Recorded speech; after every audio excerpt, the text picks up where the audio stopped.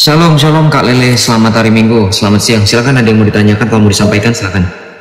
Oke, boleh bertanya sedikit ya. Tapi Boleh. mungkin ini agak menyinggung teman-teman kita yang lain. Jadi begini Bang Joseph, di di daerah saya ada yang namanya saksi Jehovah. Dan saksi Jehovah ini kerap kalau di masyarakat kami itu kan gereja kesukuannya Lutheran. Kebanyakan kesukuan Lutheran atau Calvinis begitulah di sini.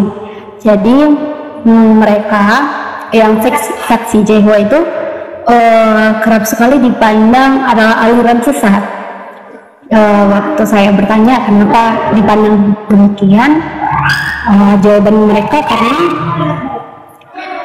mereka tidak pengakuannya mereka tidak mengakui ketritunggalan Yesus. Itu satu. Dan yang kedua yang saya dengar bahwasannya mereka menghilangkan sebagian dari kitab yang telah diedarkan oleh LAI begitu. Bagaimana tanggapan Abang Joseph terhadap hal ini, Bang? Ya, silakan ada teman-teman yang mau menanggapi terlebih dahulu, silakan.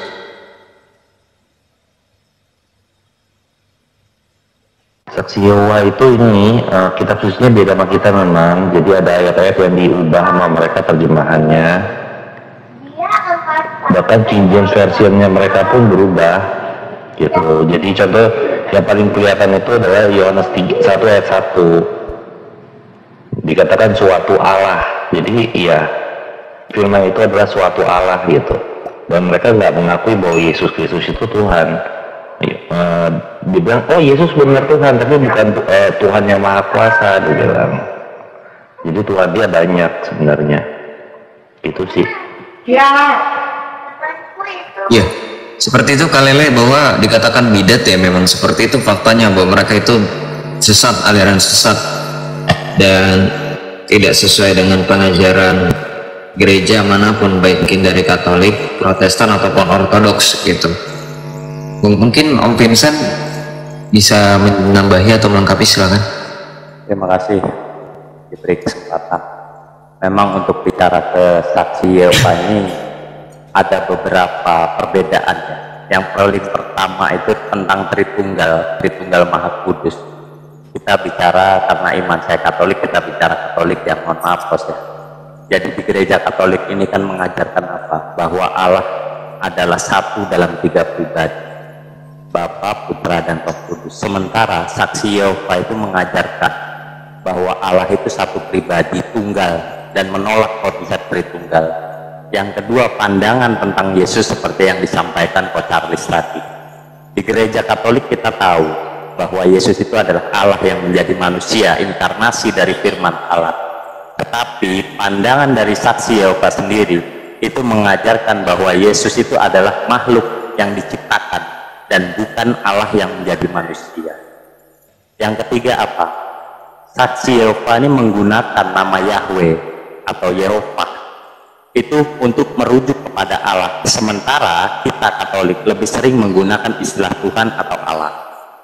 Nah, yang keempat apa? Struktur atau otoritas gerejawinya. Kalau di kita Katolik ini struktur yang hierarkis dengan uskup dan tahta suci sebagai otoritas tertinggi. Tapi saksi Yehova memiliki struktur organisasi yang berbeda dengan komite pusat sebagai otoritas tertinggi. Itu mereka mempunyai suatu komite. Yang kelima apa?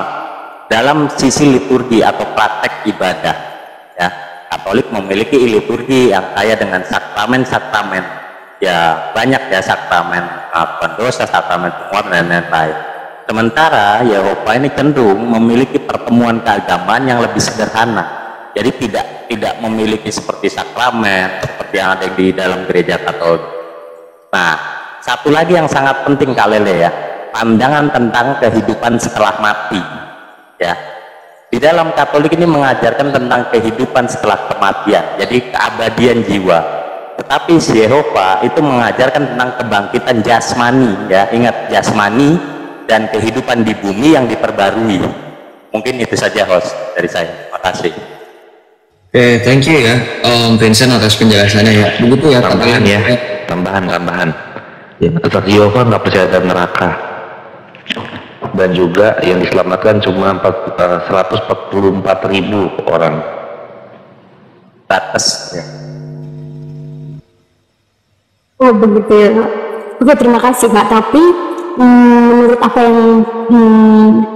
yang saya lihat seperti itu kan Pak, saksi Yahwa ini sering sekali menginjili ke rumah-rumah seperti itu. Jadi kami pernah mempunyai pengalaman demikian. Mereka datang ke rumah untuk menginjili kami begitu di siang-siang bolong itu menginjil. Jadi terkadang saya berpikir seperti ini. Ngapain sih menginjil siang-siang bolong ke sini? Injil itu kan kalau menurut saya Injil itu sakral ya, atau Injil itu benar-benar lah seperti itu. Jadi ngapain sih datang menginjil seperti ini?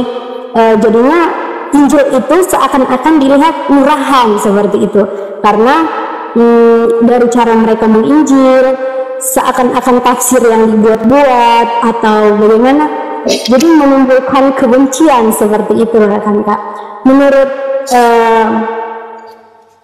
pandangan kakak-kakak yang ada di sini, apakah itu memang sikap yang benar sebagai orang Kristen seperti itu? Karena mereka kan masuk ke dalam Kristen kan Kak, bukan ngejudge. Enggak. Mereka nggak masuk dalam Kristen. Heretik dan bidat itu tidak bisa disebut sebagai Kristen.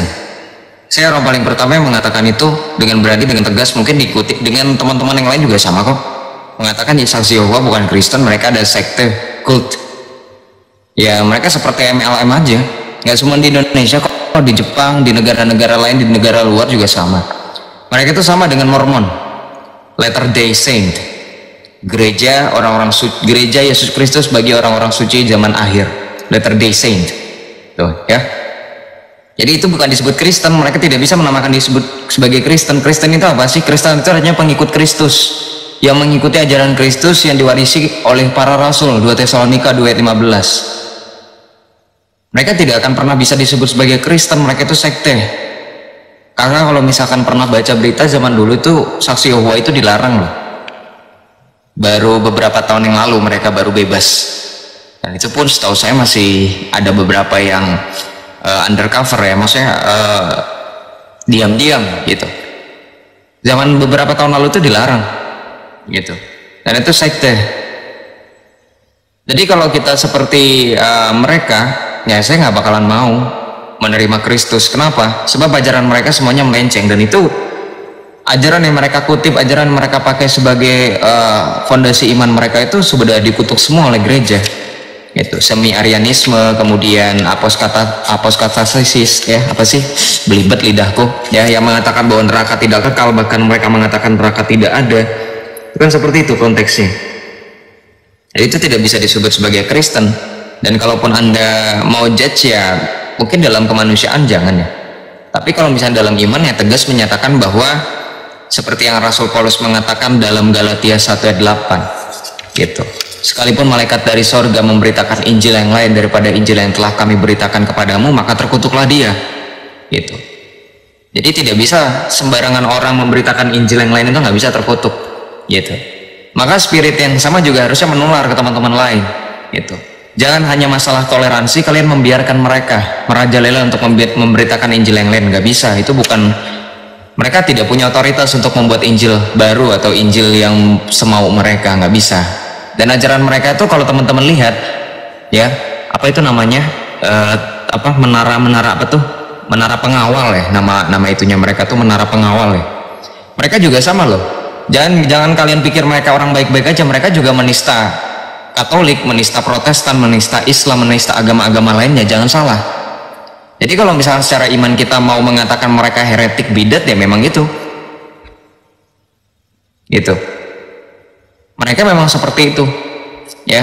Saya dulu pernah dikasih tuh sama teman saya itu brosur itu menara pengawal begitu. Saya cek websitenya, oh ternyata lebih parah gitu. Jadi nggak apa-apa kalau misalkan mereka datang ke rumahmu, ya bilang aja, saya sudah mengenal Yesus Kristus terlebih dahulu dan saya tidak perlu gitu untuk dikenali lagi. Karena apa? Ya Yesus saya beda dengan Yesus kamu buat apa? Kalau kita baca dalam Alkitab dikatakan di dalam Korintus ya, 1 Korintus 11 ayat 4 kalau saya tidak salah, itu dikatakan sebab itu kamu bersabar saja jika ada orang yang memberitakan Yesus yang lain daripada Yesus yang daripada Yesus yang telah kami beritakan. Jadi ya saya rasa itu sikap yang tepat ya, bagaimana bagaimana kita mau untuk menolak mereka dengan tegas gitu. 2 Korintus 11 ayat 4 ya, bukan 1 Korintus 11 ayat 4, 2 Korintus 11 ayat 4. Sebab kamu sabar saja jika seorang datang memberitakan Yesus yang lain daripada yang telah kami beritakan, atau memberitakan kepada kamu roh yang lain daripada yang telah kamu terima, atau Injil yang lain daripada yang telah kamu terima gitu. Dan mereka tidak bisa dikatakan sebagai orang Kristen sekali lagi, karena Yesus sudah mengatakan celakalah dunia dengan segala penyesatannya. Memang penyesatan itu ada, tetapi celakalah yang mengadakannya gitu. Jadi gitu ya Kak Lele. Baik, terima kasih Wak. Boleh nanya lagi Wak? Lele, Boleh, silakan. Satu lagi nanti coba Lele lihat ya, ada perbedaan karena mereka memakai Alkitab terjemahan Dunia Baru TDB namanya. Itu dilihat di Markus 10 ayat 30 dan Galatia 3 ayat 13 itu ada perubahan kata. Yang di Markus itu ada pembaruan ya, mereka memakai pembaruan, sementara di situ kehidupan yang kekal. Terus satu lagi contohnya kata salib, tiang gantungan, itu ada beberapa perbedaan. Itu aja, terima kasih. Ya, terima kasih. Oh ya, saya mau menanggapi ya soal menginjil ya. Menginjil itu mau setiap waktu boleh, nggak ada salahnya dengan mereka menginjil.